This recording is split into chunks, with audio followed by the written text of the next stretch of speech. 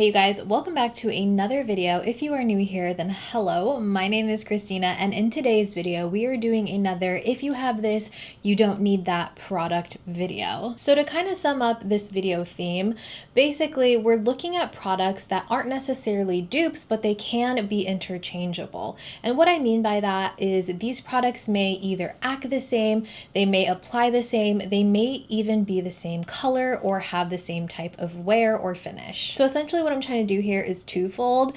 If you do not want a product that is identical to something you already have, if you do not want to essentially waste your money on something that you can already get the effect of with something in your collection, then this video will allow you to not find yourself in that situation. And I'm also hoping that this can be a resource for if you do love a product and you want more products like it within your collection because you just know that it works for you. Hopefully you can find a new product to add to your collection. So it really is what you want to take out of it. Now I do want to give the disclaimer that just because I think that these are interchangeable within my routine or my makeup collection, I don't necessarily think that any of these products are bad. I actually think that all of these products are really, really nice, very good formulations, and I've had a lot of experience with all of them.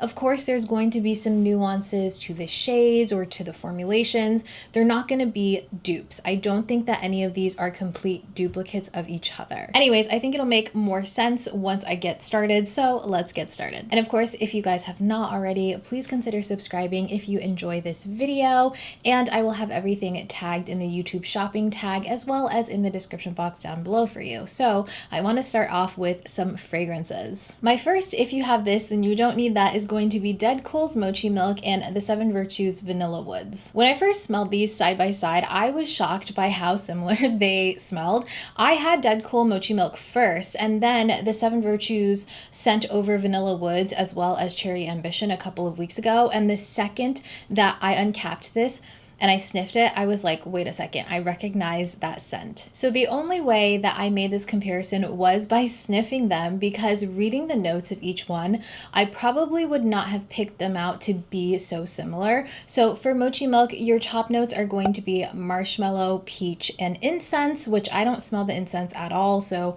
don't worry about that if you are sensitive to incense. In the middle, you have vanilla bean, rice milk, and jasmine. And then in the base, you have white musk, sandalwood, and amber. Now Vanilla Woods, the top note is pear, the middle note is rose, which is really surprising to me because I am not a rose scented fan at all. And then in the base we do have vanilla, caramel, and amber as well. So like I mentioned, based on the notes, I would not have guessed that these would smell identical, but in both of them you really get that like caramel vanilla scent to it with a hint of like tang that I think actually comes from the peach and the pear within the notes. Now I have heard some people report back and say that Vanilla Woods is a long-lasting fragrance. From what I've noticed on me, it does seem to last a long time, and specifically I think it lasts a little bit longer than Mochi Milk, because as far as Mochi Milk goes, I think in general Dedcool isn't a long-lasting fragrance house for a lot of people. It doesn't seem to have a strong projection and a long-lasting power to it,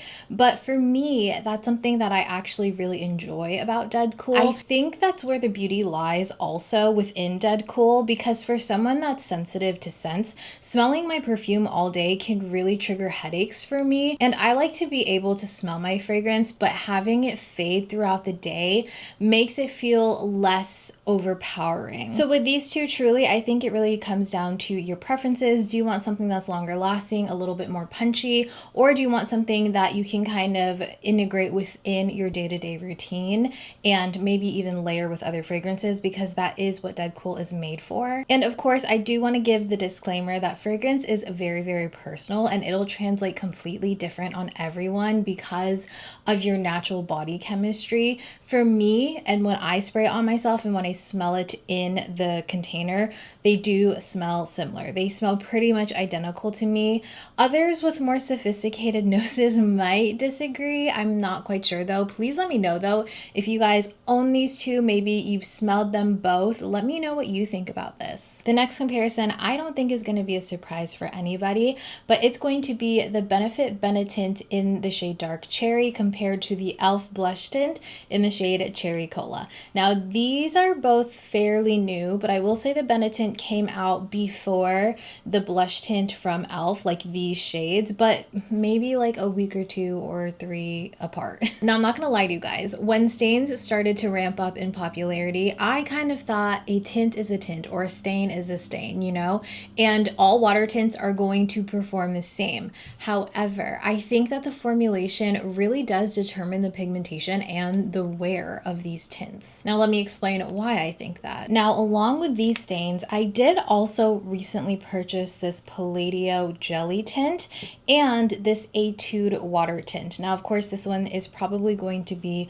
more similar in texture and formulation to these two versus the jelly tint. These are not created equally. I actually also have the Ulta Weightless Water Stain, which I love and I've spoken about on my channel previously. I've had experience with the Clarins one, which I ended up actually passing along because the shade just didn't really work out for me, and also the formulation I just wasn't crazy about. It didn't apply the way that I had expected it would, which would have been like the Ulta Water Stain, which I really like. I think the pigmentation level on the Etude really determines how strong this one is going to stay on the lips, as well as just like the general pigmentation. And then with the Palladio one, the texture of this one, while it is a jelly tint, it is going to be more of like a watery texture.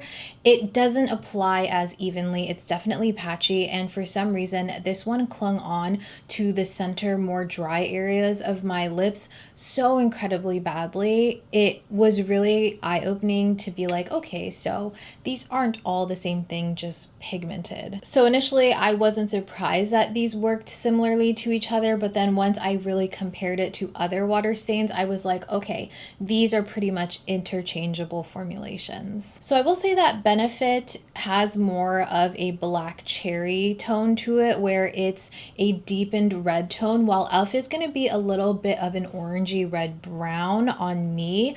I think that Benefit dries down a hair faster than e.l.f., and Benefit's color load is higher as well, which is not noticeable right off the bat, considering the size difference of the doe foots. The doe foot on the Benefit is significantly smaller than the e.l.f. one, so because of that, the e.l.f. one deposits more product at once, which makes it seem like they have the same pigmentation load.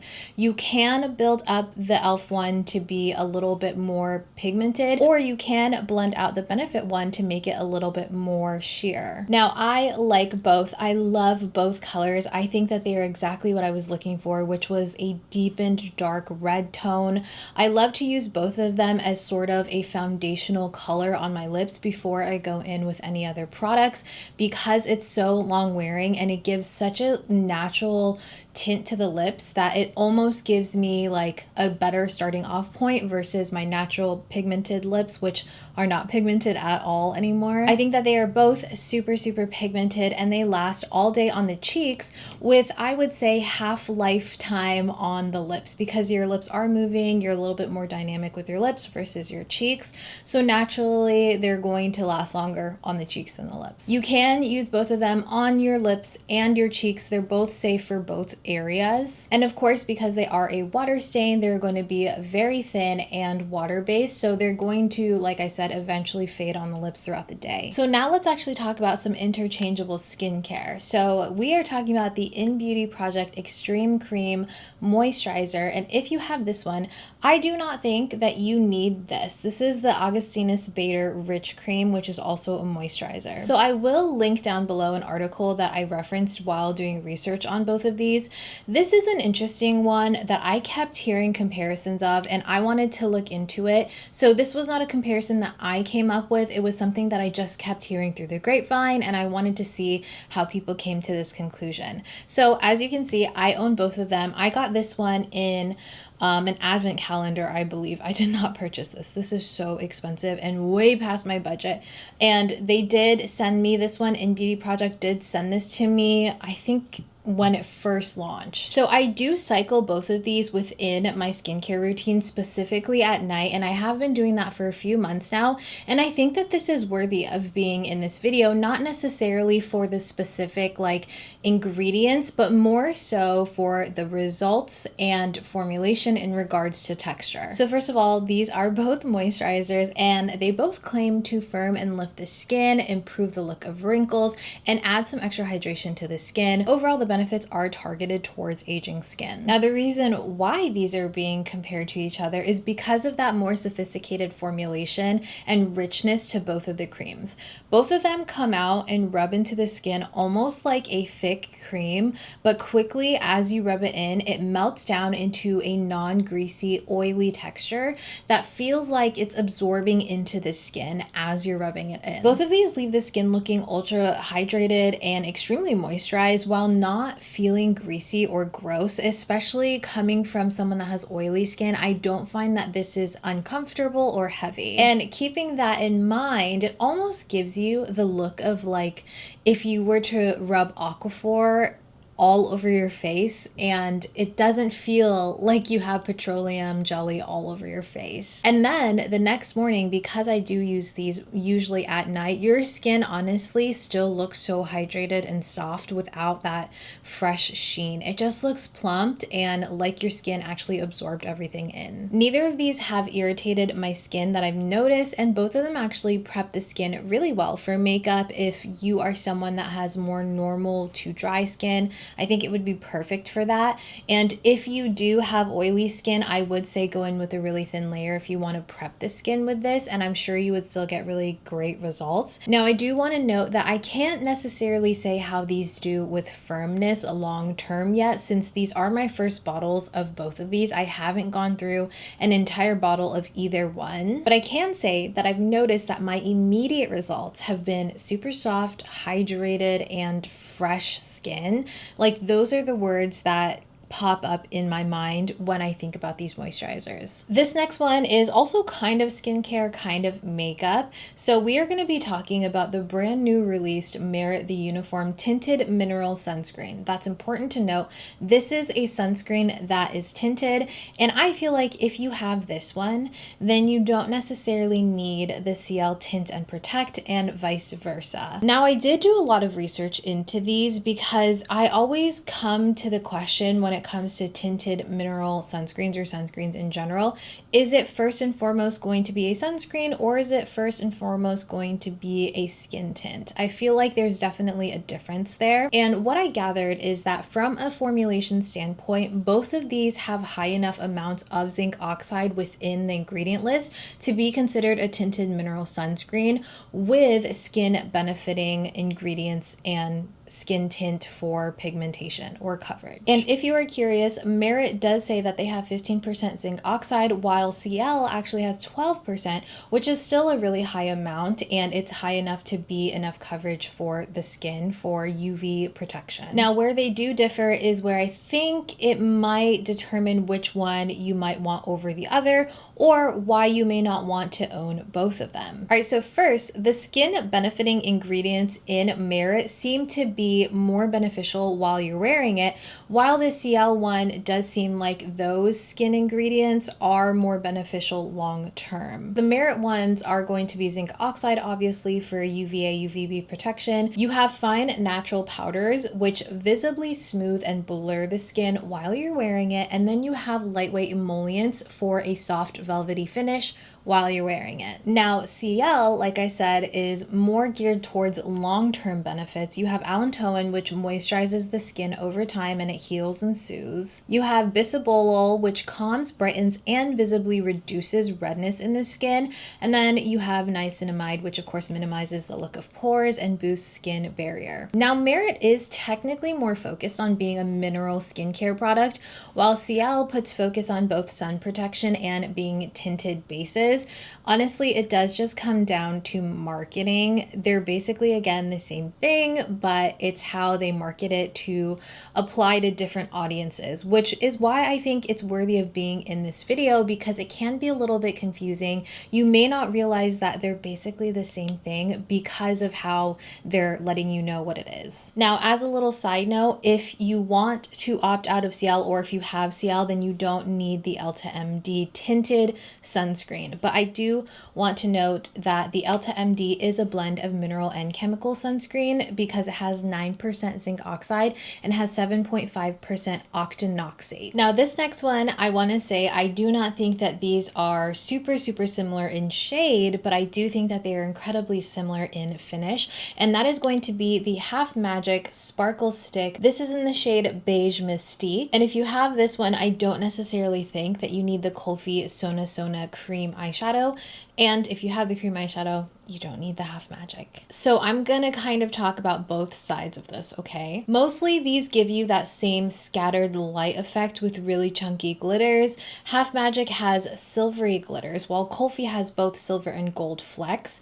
And I will say that Half Magic comes up a bit more cool beige, almost grayish on my eyelids, while Kulfi does come off as a truer, brighter champagne color. I do think that the base in Half Magic is a bit stronger and you can build it up faster, but you can also alternatively build up the base of the Kulfi to that same intensity. You're just going to have to use a little bit more product. And if you would prefer something a little bit more scattered, less of a base, you can blend out the Half Magic more, but you would probably be able to achieve that look faster with the Kulfi one. Both of these formats I think are actually really great when you want the look of chunky glitters, but you don't want to deal with the fallout of a powder glitter. That can get kind of overwhelming and just annoying, a little bit messy.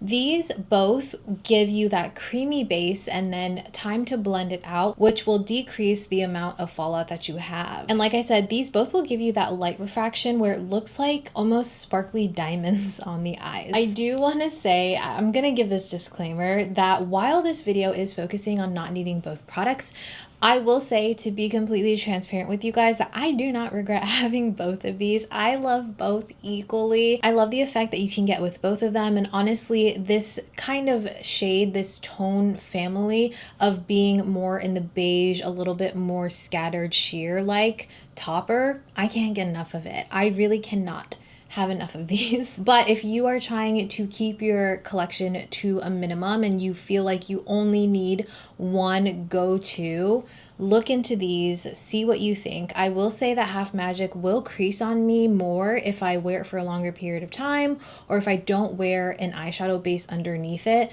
Kulfi is kind of like bulletproof. I can put this straight onto the eyelids and it's not going anywhere. It's not creasing at all. That's really the biggest difference aside from like the color. The color will definitely also help you decide which one you like, but I will say that both of them have a place within my collection, but if you only want one, you only need one of these. The next one is actually one that you guys had pointed out to me, and thank you so much for commenting and letting me know what you thought, because now you have ultimately helped with this video. We are talking about the brand new Maybelline Glaze. Is that what it's called? Lifter Glaze Oil Balm.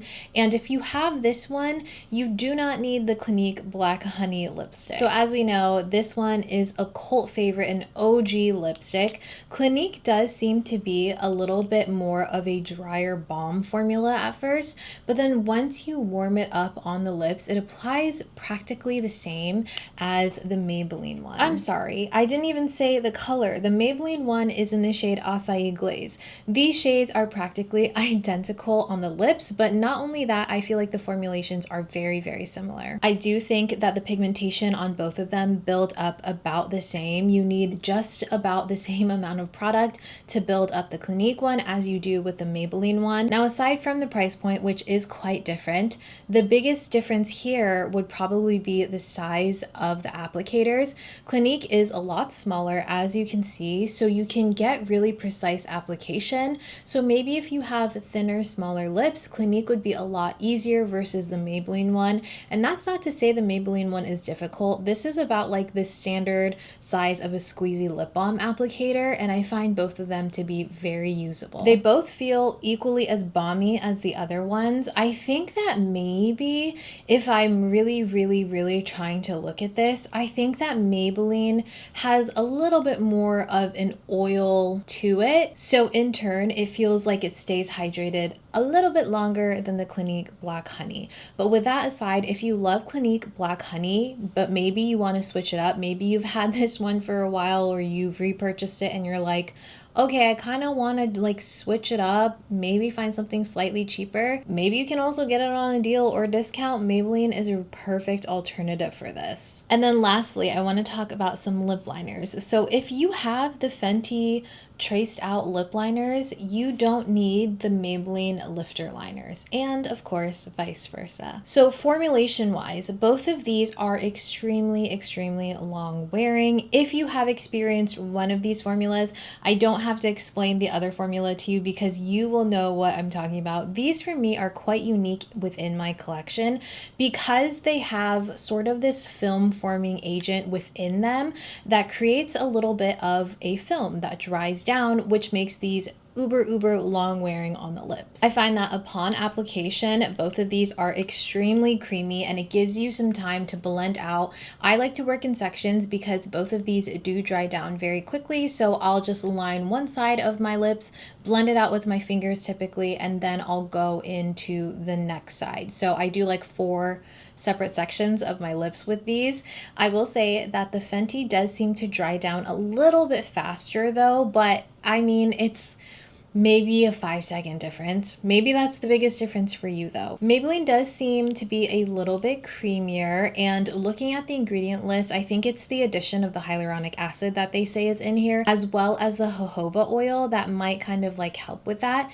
But it does have kaolin, which helps with absorbing excess oil, which could be a cause of these drying down and actually staying and wearing pretty well on the lips. So they really are resistant to smudging and smearing. Fenty actually has a more significant film that you can feel if you left these untopped with other product. Like if you just use this to line your entire lips, it would not necessarily feel dry, but it would feel like you have a dry film on the lips. I know I keep saying that, but just go with me here, you guys. This does have a smaller window of blend time, but you can still feel how creamy and blendable these are upon application. However, I will say that my biggest gripe with the Fenty lip liners is going to be these caps. It's not entirely clear, and I find this is the case with a lot of lip liners.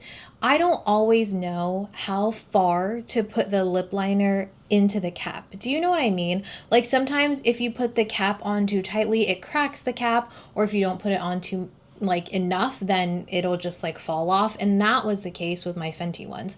You can kind of see on the cap here, there's a little bit of like an outward dent in both of the caps, and that is purposeful. You're supposed to kind of push the lip liner past that because it creates sort of this airtight seal so that these don't dry out.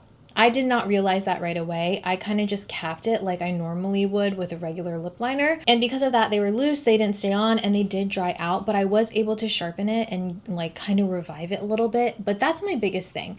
You don't know, I didn't know, and if you don't know, then it's just gonna kind of flop around wherever you have it and the cap's gonna come off. But with these, you have to be extra careful to press it in there. See, you have to like force it in. So I didn't want to force it before because I felt like I was going to break the cap. Anyways, that is not a problem with these. These are quite intuitive. I mean, they go on, they come off, they're pretty tight. I've never had these caps come off. But aside from that, whichever one you prefer, they're going to pretty much act the same.